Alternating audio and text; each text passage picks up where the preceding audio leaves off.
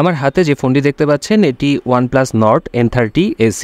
প্রথমে আনবক্সিং করে ফেলা যাক। বক্সের মধ্যে Nord N30 AC স্মার্টফোনটি 33 ওয়াটের একটা চার্জার, একটা কোয়ালিটিফুল ব্যাক কভার, কিছু পেপারস এবং একটি সিম ইজেক্টর পিন পেয়ে যাবেন। ডিজাইন নিয়ে বলতে গেলে বলবো খুবই মিনিমালিস্টিক ডিজাইন থাকছে এই ফোনটাই। নতুন কোনো কিছুই নেই ডিজাইনের মধ্যে। এই বাজেটের আর 10টা ফোনের মতোই খুবই simple slim slick design. Rare পার্টে অনেকটা ম্যাট ফিনিশ মনে হলেও অ্যাকচুয়ালি ম্যাট ফিনিশ না, এটা গ্লসি এবং বেশ ফিঙ্গারপ্রিন্ট ম্যাগনেট। সেই সাথে আছে বড়সড় একটা ক্যামেরা বাম্প, যদিও ক্যামেরা বাম্পটি খুব একটা উঁচু না। ফোনটার ওয়েট 193 গ্রাম। ওয়েট ডিস্ট্রিবিউশন ভালো হয়, এত বড়সড় ফোনটা গ্রিপ করতে কোনো সমস্যাই হয় না। সেই সাথে ডিভাইসটার ডান পাশে আছে সাইড মাউন্টেড ফিঙ্গারপ্রিন্ট সেন্সর এবং ভলিউম রকার। বটমে আছে mic, 3.5 millimetre earphone jack port, type C USB port এবং স্পিকার।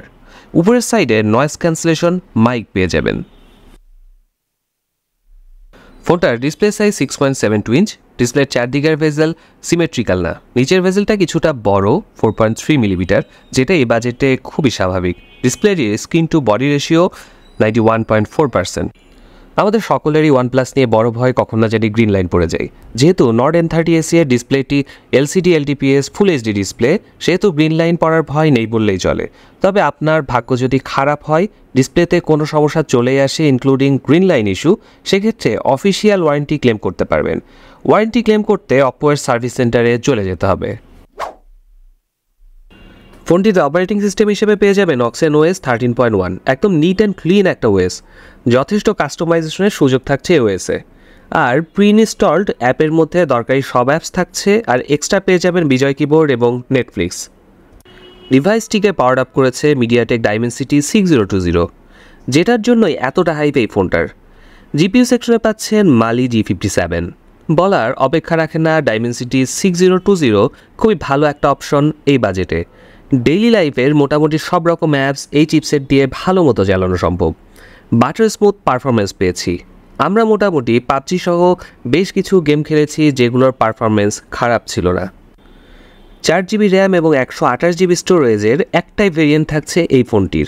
আর এখানে সব থেকে বড় সমস্যা, খুব ক্যাপাবল একটা চিপসেট থাকার পরেও একসাথে অনেকগুলো অ্যাপস ওপেন করলে র্যাম ম্যানেজমেন্টে কিছুটা সমস্যা দেখা দেয়, তখন কিছুটা ল্যাগ করে। যদিও 4GB ভার্চুয়াল র্যাম পাওয়া যাবে ফোনটাতে, কিন্তু সেটা কতটা কার্যকর আমাদের সবারই কিন্তু জানা। রেয়ারে বড়সড় একটা ক্যামেরা বাম্প আছে, যেখানে হাউস করা হয়েছে 50 মেগাপিক্সেলের একটি মেইন সেন্সর এবং 2 মেগাপিক্সেলের একটি ডেপথ সেন্সর। আর ফ্রন্ট ক্যামেরাটি 8 মেগাপিক্সেলের। এটি একটি বাজেট ওরিয়েন্টেড ফোন। এই ফোনের ছবি নিয়ে অনেক বেশি এক্সপেকটেশন আমার ছিল না। কালার, টোন, ক্লিয়ারিটি সব কিছু বাজেট বিবেচনায় ভালো। রাতের বেলা তোলা ছবিগুলো আমাকে বেশ সারপ্রাইজ করেছে। পোর্ট্রেট মুডের এজ ডিটেকশন খুব একটা ভালো না, যেটা খুবই স্বাভাবিক এই বাজেটে। আর ছবি তোলার পর প্রসেস হতে বেশ সময় নেয়, যা বিরক্তিকর। রেয়ার ক্যামেরা দিয়ে 1080 পিক্সেলসের 30 FPS ভিডিও করা যায়, যদিও ভিডিও স্ট্যাবিলাইজেশন নেই, যেটা এই বাজেটে খুবই স্বাভাবিক। ভিডিও কোয়ালিটি এভারেজ, কাজ চালিয়ে নেওয়ার মতো। ডিভাইসটিতে ডুয়েল ন্যানো সিম ব্যবহার করতে পারবেন, অথবা একটি সিম এবং একটি মেমোরি কার্ড ব্যবহার করতে পারবেন। ব্লুটুথ 5.3 সাপোর্ট আছে এই ফোনটাতে। সবথেকে বড় সারপ্রাইজিং ব্যাপার, NFC আছে, যে এই বাজেটে একদমই আশা করিনি, সেটাও কিন্তু দিতে বলেনি OnePlus। সেই সাথে থাকছে ambient light sensor, proximity sensor, geometric sensor, gyroscope, gravity sensor এবং স্টেপ কাউন্টিং সেন্সর। এখন সে কথা বলবো যে কথা বলেরই কেউ। এই OnePlus Nord N30 AC এবং Oppo A79, এই দুইটা ফোনের মধ্যে দেখেন তো কোনো মিল খুঁজে পান কিনা।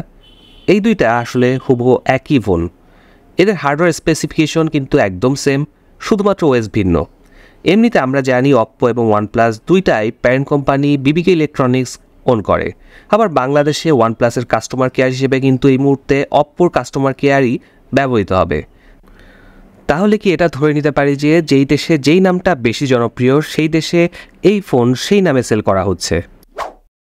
OnePlus Nord N30 AC-তে থাকছে 5000 মিলিঅ্যাম্পিয়ারের বিশাল ব্যাটারি ব্যাকআপ, যা মডারেট ইউজারদের জন্য প্রায় 1.5 চলে যেতে পারে। আর বক্সে থাকা 33 ওয়াটের ফাস্ট চার্জার দিয়ে ঘণ্টাখানেকের মধ্যে ফুল চার্জ হয়ে যায় ফোনটি। সবশেষে এটাই বলবো, এটা OnePlus ফোন হলেও সেই আগের OnePlus-এর ইউনিকনেস কিন্তু এটাই নাই।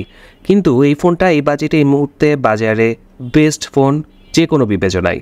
23 থেকে 24,000 টাকা বাজেটেও এরকম কনফিগারেশন এই মুহূর্তে পাবেন না। যদি বাজেটের মধ্যে একটা ভালো ফোন চান তাহলে আপনি চোখ বন্ধ করে এই ফোনটা নিয়ে নিতে পারেন।